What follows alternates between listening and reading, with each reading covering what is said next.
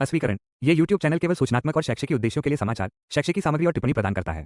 यह प्रस्तुत जानकारी सार्वजनिक रूप से उपलब्ध स्रोतों, समाचार रिपोर्टों और प्रासंगिक विषयों की हमारी समझ पर आधारित है। हालांकि हम सटीकता और निष्पक्षता के लिए प्रयास करते हैं, हम प्रदान की गई किसी भी जानकारी की पूर्णता या पूर्ण शुद्धता की गारंटी नहीं देते हैं। विज्ञान के प्रति उत्साही लोगों, मेरे YouTube चैनल पर आपका स्वागत है, क्योंकि आज हम एक ऐसी अवधारणा में गहराई से उतर रहे हैं जो जितनी आकर्षक है उतनी ही संभावित रूप से परिवर्तनकारी भी है। बर्कोलेसीन।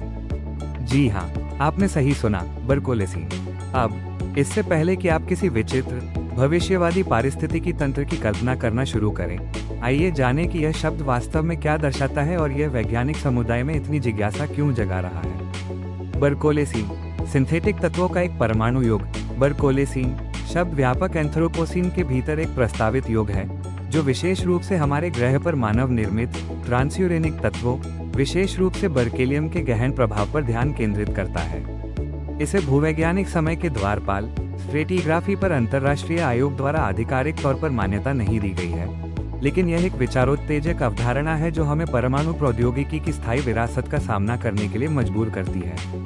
बर्कोलेसीन को समझने के लिए हमें थोड़ा पीछे जाना होगा और एंथ्रोपोसीन के बारे में ही बात करनी होगी। जैसा कि आप जानते ही होंगे, एंथ्रोपोसीन का मानना है कि मानवीय गतिविधियां पृथ्वी के भूविज्ञान और पारिस्थितिकी तंत्र पर प्रमुख प्रभाव बन गई हैं। हमने वायुमंडलीय संरचना को बदल दिया है, बड़े पैमाने पर विलुप्ति को बढ़ावा दिया है और ग्रहों के पैमाने पर परिदृश्यों को फिर से आकार दिया है। अब इस पहले से ही महत्वपूर्ण युग के भीतर बर्कोलेसीन एक विशिष्ट पहलू पर जूम करता है। आवर्त सारणी में यूरेनियम से परे सिंथेटिक तत्वों का निर्माण और फैलाव, ट्रांसयूरेनिक्स। ये तत्व अपने अद्वितीय रेडियोधर्मी गुणों और लंबे अर्ध जीवन के साथ हमारे पर्यावरण पर एक अमिट छाप छोड़ रहे हैं। बर्केलियम क्यों? तो बर्केलियम को ही अलग क्यों किया जाए? खैर, ये केवल बर्केलियम के बारे में नहीं है, बल्कि यह क्या दर्शाता है इसके बारे में है। बर्केलियम तत्व 97 को पहली बार 1949 में कैलिफोर्निया विश्वविद्यालय बर्कले में संश्लेषित किया गया था, इसलिए इसका नाम ऐसा पड़ा। इसकी खोज ने परमाणु भौतिकी और रसायन विज्ञान में एक महत्वपूर्ण मील का पत्थर साबित किया।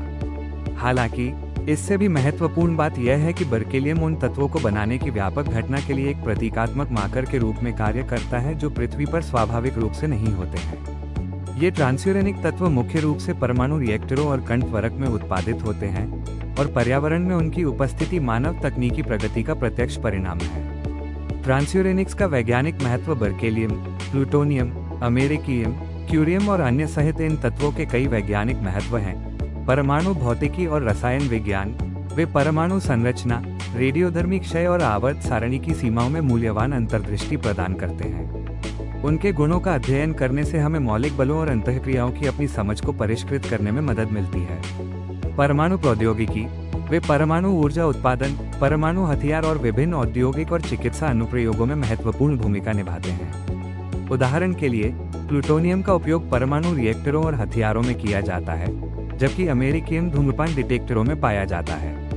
भू कालक्रम और पर्यावरण अनोरेखण, कुछ ट्रांसयूरेनिक्स के लंबे आधे जीवन उन्हें भूवैज्ञानिक नमूनों की डेटिंग और पर्यावरण में रेडियोधर्मी पदार्थों की गति का पता लगाने के लिए उपयोगी बनाते हैं। खगोल भौतिकी, वे सितारों और सुपरनोवा में न्यूक्लियोसिंथेसिस प्रक्रियाओं के बारे में सुराग प्रदान करते हैं, जिससे हमें ब्रह्मांड में तत्वों की उत्पत्ति को समझने में मदद मिलती है।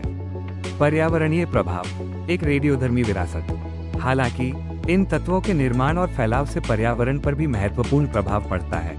रेडियोधर्मी संदूषण, ट्रांसयूरेनिक्स रेडियोधर्मी होते हैं जो आयनकारी विकिरण उत्सर्जित करते हैं जो जीवित ऊतकों को नुकसान पहुंचा सकते हैं और कैंसर और अन्य स्वास्थ्य समस्याओं के जोखिम को बढ़ा सकते हैं। परमाणु हथियारों का परीक्षण, चेरनोबिल और फुकुशिमा जैसी परमाणु दुर्घटनाएं और परमाणु अपशिष्ट निपटान सभी ने पर्यावरण में इन तत्वों के प्रसार में योगदान दिया है। दीर्घकालिक स्थायित्व, कई ट्रांसयूरेनिक्स का आधा जीवन बहुत लंबा होता है, जिसका अर्थ है कि वे हजारों या लाखों वर्षों तक रेडियोधर्मी रहते हैं।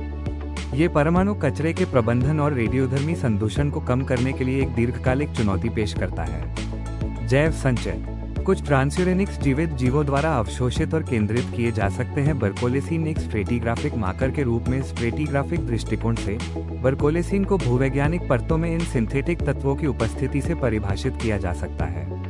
उदाहरण के लिए, परमाणु पतन, 20वीं सदी के मध्य में वायुमंडलीय परमाणु हथियारों के परीक्षण से वैश्विक पतन ने मिट्टी और तलछट के रिकॉर्ड में ट्रांसयूरेनिक्स सहित रेडियोधर्मी समस्थानिकों की एक अलग परत छोड़ दी है।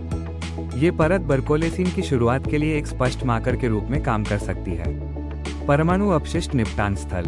निर्दिष्ट स्थलों पर परमाणु अपशिष्ट का दीर्घकालिक भंडारण ट्रांसयूरेनिक्स की स्थानीय सांद्रता बना रहा है, जो सहस्राब्दियों तक बनी रहेगी। ये स्थल भविष्य के स्ट्रेटिग्राफिक मार्कर बन सकते हैं। विशिष्ट समस्थानिक हस्ताक्षर। कुछ ट्रांसयूरेनिक्स के अद्वितीय समस्थानिक अनुपात बर्कोलेसीन के लिए एक अलग हस्ताक्षर प्रदान कर सकते हैं, जिससे वैज्ञानिक इसे अन्य भूवैज्ञानिक युगों से अलग कर सकते हैं। नैतिक और सामाजिक निहितार्थ। वैज्ञानिक पहलुओं से परे बर्कोलेसीन गहन नैतिक और सामाजिक प्रश्न उठाता है। भावी पीढ़ियों के लिए उत्तरदायित्व। ट्रांसयूरेनिक्स के दीर्घकालिक बने रहने का अर्थ है कि हम भावी पीढ़ियों के लिए रेडियोधर्मी विरासत छोड़ रहे हैं।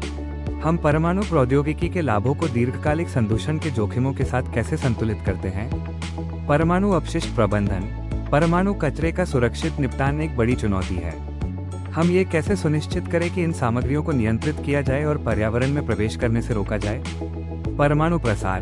परमाणु प्रौद्योगिकी का प्रसार और परमाणु हथियारों के प्रसार की संभावना वैश्विक सुरक्षा के लिए एक महत्वपूर्ण खतरा है।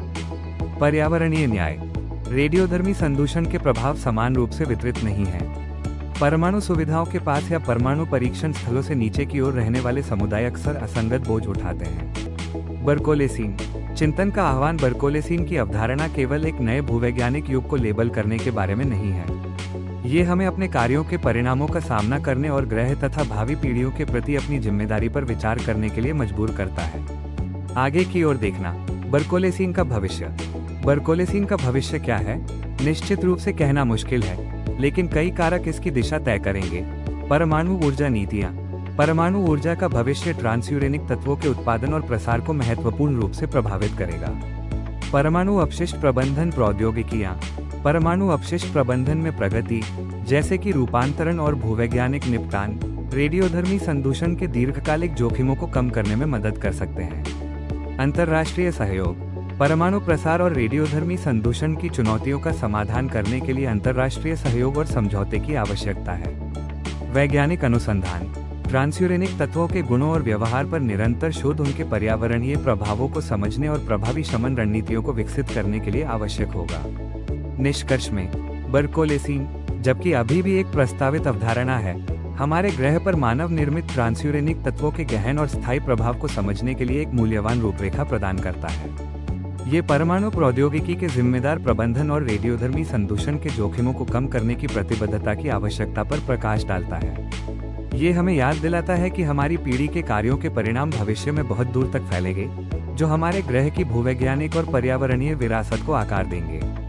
बर्कोलेसीन को स्वीकार करके हम इससे उत्पन्न चुनौतियों का समाधान करना शुरू कर सकते हैं और अधिक टिकाऊ और जिम्मेदार भविष्य की दिशा में काम कर सकते हैं। और यही, मेरे दोस्तों, बर्कोलेसीन है, एक आकर्षक, जटिल और महत्वपूर्ण विषय जिस पर हमें ध्यान देने की आवश्यकता है। इस अन्वेषण में मेरे साथ शामिल होने के लिए धन्यवाद, और अगली बार तक अपनी जिज्ञासा को प्रज्वलित रखें।